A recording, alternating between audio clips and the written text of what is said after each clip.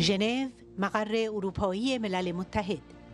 کنفرانس وضعیت حقوق بشر در ایران به دعوت سازمان‌های غیردولتی با رتبه مشورتی ملل متحد با حضور منتخبان، شخصیت‌های سیاسی و مدافعان حقوق بشر. در کنفرانس در مقر اروپایی سازمان ملل متحد که همزمان با 40مین اجلاس شورای حقوق بشر به دعوت 5 سازمان غیردولتی دارای رتبه مشورتی ملل متحد با حضور شخصیت‌های سیاسی و مدافعان حقوق بشر برگزار شد، وضعیت حقوق بشر در ایران تحت حاکمیت آخوندها مورد بحث و بررسی قرار گرفت. پرویز خزایی، نماینده شورای ملی مقاومت در کشورهای نوردیک، طی سخنانی به جنگ افروزی رژیم در منطقه و جنایات مزدوران و ایادیش علیه مردم کشورهای مختلف پرداخت و گفت: Once again we are gathering here to talk about a regime which has been condemned by UN 65 times. But I deem it necessary to point out only 2 important issues, given the limited time I have. First, the regime is not at war, not only at war against its own people, but with the Lebanese people, with Iraqis, with Yemenis, and almost the Middle East region. While hundreds of thousands of suppressive agents are engaged in arresting, torturing, and executing the people of Iran, thousands others engaged in the region killing other people or supporting dictators like Bashar Assad. While spending billions of Iranian people assets and money in war against the people of region and elsewhere in Africa, Asia, and also in Latin America. So one can say that this fascism is at war against humanity. Just look at Syria and many millions of people killed, injured, and fled to the other countries of the world. And look at secretly planned of meeting between Bashar Assad in Tehran with Khamenei, the Adolf Hitler of Iran. Just some days ago, he met him in Tehran, asking for more help, asking for more ammunition, and asking for more soldiers. And the regime has almost 90,000 soldiers and mercenaries in Syria. This is happening in many other places. So you could see that the clashes of the Iran regime is everywhere, as the clashes of Hitler, Mussolini, Hirohito, and Franco were everywhere in the Second World War. So, the second point and the last point.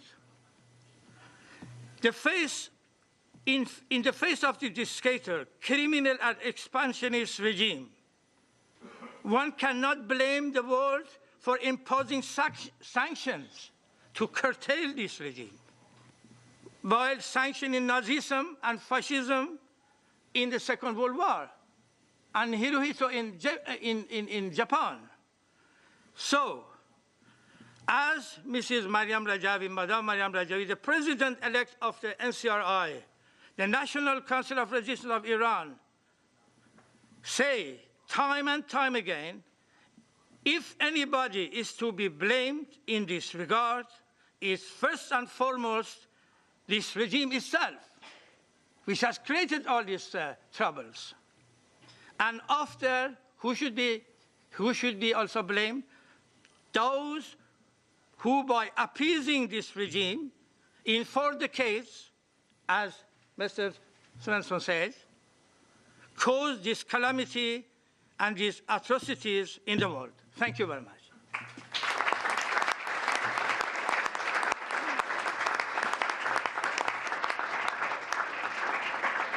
سناور زاهدی، مسئول کمیسیون قضایی شورای ملی مقاومت ایران، سخنران دیگر این کنفرانس بود. وی در سخنرانی خود به معرفی سرجلاد قضاییه خامنه‌ای و عضو هیئت مرگ در جریان قتل عام 67 آخوند ابراهیم رئیسی پرداخت و گفت: Who is Ibrahim Raisi? Ibrahim Raisi is about to become the head of the clerical regime's judiciary. In 1988, he was a key member of the death committee in the massacre of political prisoners. This appointment is an insult. ابراهیم رئیسی یکی از 4 آخوندی بود که توسط آیت الله منتظری در زمان قتل عام 67 مورد خطاب قرار گرفت که به آنها گفت بزرگترین جنایت که در جمهوری اسلامی صورت گرفته که به خاطر آن تاریخ ما را محکوم خواهد کرد به دست شما انجام شده و شما را در آینده جزء جنایتکاران تاریخ می نویسند. سنابرق زاهدی سپس با یادآوری گزارشاتی که تاکنون درباره قتل عام 67 توسط عفو بین‌الملل و دیگر ارگان‌ها و حقوقدان‌های بین‌المللی تهیه شده افزود گزارش مفصل عفو بین‌الملل در دسامبر گذشته در مورد این قتل عام 5 نفر را به عنوان عاملان اصلی این جنایت شناسایی کرد. ابراهیم رئیسی، علیرضا آقایی وزیر دادگستری روحانی، مصطفی پور محمدی، اشراقی و حسین علی نیری. ابراهیم رئیسی، علیرضا آقایی the Minister of Justice, Mustafa Pur Mohammadi, the advisor of Ibrahim Raisi, and Hussein Ali Anayeri. از این رو بر طبق بزرگترین سازمان‌های حقوق بشری در جهان و طبق گفته بالاترین مقامات وقت رژیم ایران، ابراهیم رئیسی باید به عنوان یک جانی بزرگ در نظر گرفته شود و نه ریاست قضاییه. سنابرق زاهدی سپس با ذکر سابقه جنایت‌های آخوند رئیسی در دستگاه قضایی حکومت آخوندی چه در زمان خمینی و چه خامنه‌ای می‌افزاید During the uprising in 2009, Ibrahim Raisi again was a key player in the state repression. He was part of the 3-member committee formed by the former head of the judiciary to determine the fate of those arrested during the uprising. It was in this position that in an interview with the state television he said, what happened in Ashura in uprising in 2009 could be an example of muharebe, waging war against God. Muharebe is sometimes an organization.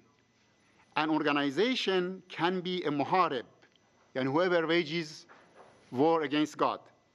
Like the organization of the hypocrites. You know, the hypocrites is the MEK, the derogatory name for MEK. Because this organization is muharib, therefore, anyone in any way, under any circumstances, who help, it is muharib. The end of the quotation. It was the quotation of Raisi that now he is the head of the judiciary power.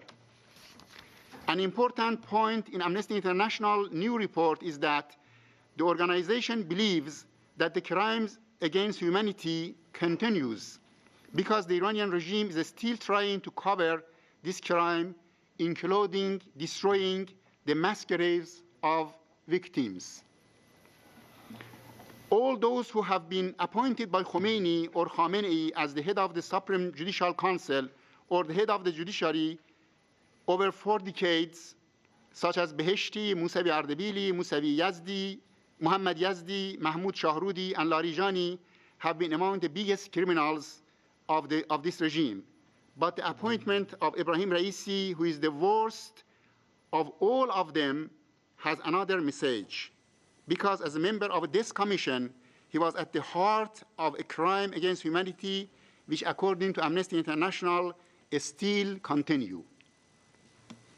He should be facing an international criminal court to answer his crimes.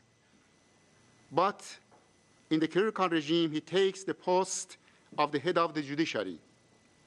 By doing so, Khamenei has made his position clear against the Iranian people who have risen against him, and also his position against PMOI, who want to overthrow this regime. The regime wants to prevent the expansion of the uprising by resorting to more suppression and more executions.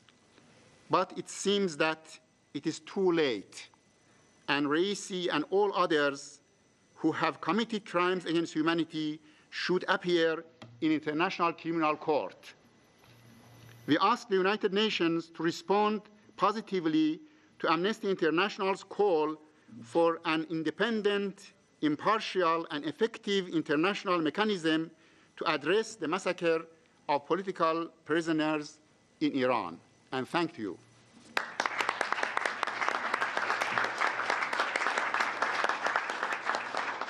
Thank you very much. I'm honored to be on this panel. I've been asked to walk through some of the extensive evidence collected over the years concerning the 1988 massacre of political prisoners in Iran, and I believe I will have to do so quite quickly. هنریک هرمانسون، مدافع حقوق بشر از سوئد، در سخنان خود به گزارش‌هایی که طی سالهای گذشته در مورد قتل عام 30,000 زندانی سیاسی در سال 67 به فرمان خمینی تهیه شده پرداخت و ضمن بررسی اجمالی هر یک از این گزارشات، از جمله گزارش‌های سازمان عفو بین‌الملل، گزارش‌های منتشر شده توسط خانواده‌های قربانیان قتل عام 67 و نظریه حقوقی جفری رابرتسون، قاضی و حقوقدان برجسته انگلیسی درباره قتل عام 67 به عنوان جنایت علیه بشریت گفت: آنچه که ما از این کارها در میابیم بسیار جامع است و مستقلاً همدیگر را تایید می‌کنند. با استفاده از منابع مختلف و با بهترین متدولوژی کاری، ما شهادت صدها شاهد را داریم. اسناد مهم از فتواهای قتل، اعترافات علنی و درس کرده توسط عاملین جنایت، لیستی که بسیار عالی تنظیم شده که لیست گسترده‌ای است از افراد مورد ظن، به علاوه موقعیت‌های تعداد زیادی از گورهای دست جمعی. هنریک هرمانسون در ادامه گفت: And in December, Amnesty International published a new report titled Blood-Soaked Secrets: Why Iran's 1988 Prison Massacre Are Ongoing Crimes Against Humanity. The report itself is a comprehensive account of all the original information that Amnesty has collated over the years. Amnesty was also able to compare different compilations of the victims with the official burial records to demonstrate that roughly 98% of the victims were buried in secret and unmarked graves. Amnesty International draw the following conclusion, and I quote: "The UN's failure to act further emboldened the authorities to persist in their disavowals of the truth." The crime was well known to the UN mandate holders back in 1988. They wrote about it, issued calls about it, expressed their grave concern, but they dropped the ball. With enormous and brave efforts by the families of the victims, with the help of the NGO community, this ongoing crime is still again on the agenda. The former Special Rapporteur on the human rights situation in Iran requested an independent international inquiry into the case and devoted significant portions of a report to it. Thank you very much.